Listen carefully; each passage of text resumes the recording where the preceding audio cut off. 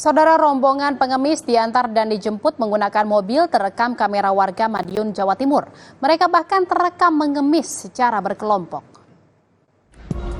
Ini kepada Dinas Sosial Kota Madiun, mohon ditertibkan seperti ini. Ini tadi itu.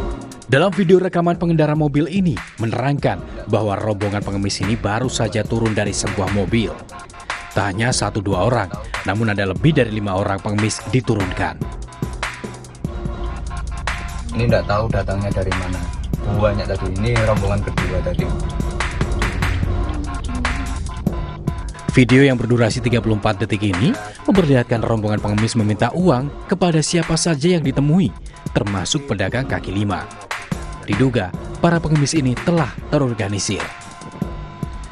Menurut Wali Kota Madiun, ia telah berkoordinasi dengan Satpol PP dan Dinas Sosial untuk melakukan penertiban. Saat ini, sejumlah pengemis dan PMKS telah dibawa ke shelter Dinas Sosial di Jalan Serindit untuk dilakukan pendataan. Kalau itu ada pengemis yang melanggar perda, hari ini sudah di rumah singgah Serindit. Itu di sana ada 8. Ada 8 yang tidak punya rumah, silahkan kita rawat di situ, kita optimalkan, ikut ngepel, ikut apa dan sebagainya. Tapi yang punya alamat, alamatnya mana? Alamatnya di sekitarnya Pak Ponorogo, Wonogiri. Sosial sana saya bel. Penduduk mana yang kini? Tak openi pokok openi. Mereka yang terjaring akan diberi pembinaan dan dirawat di shelter Dinas Sosial untuk sementara. Bagi warga luar kota, akan dipulangkan ke daerah asal. Sementara jika ditemukan warga Kota Madiun, maka pemerintah Kota Madiun akan memberdayakannya agar kehidupan ke depan lebih baik. Imam Iswanto, Kompas TV Madiun, Jawa Timur.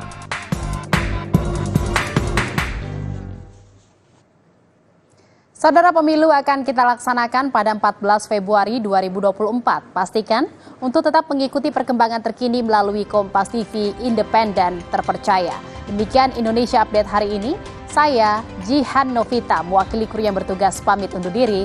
Terima kasih, sampai jumpa.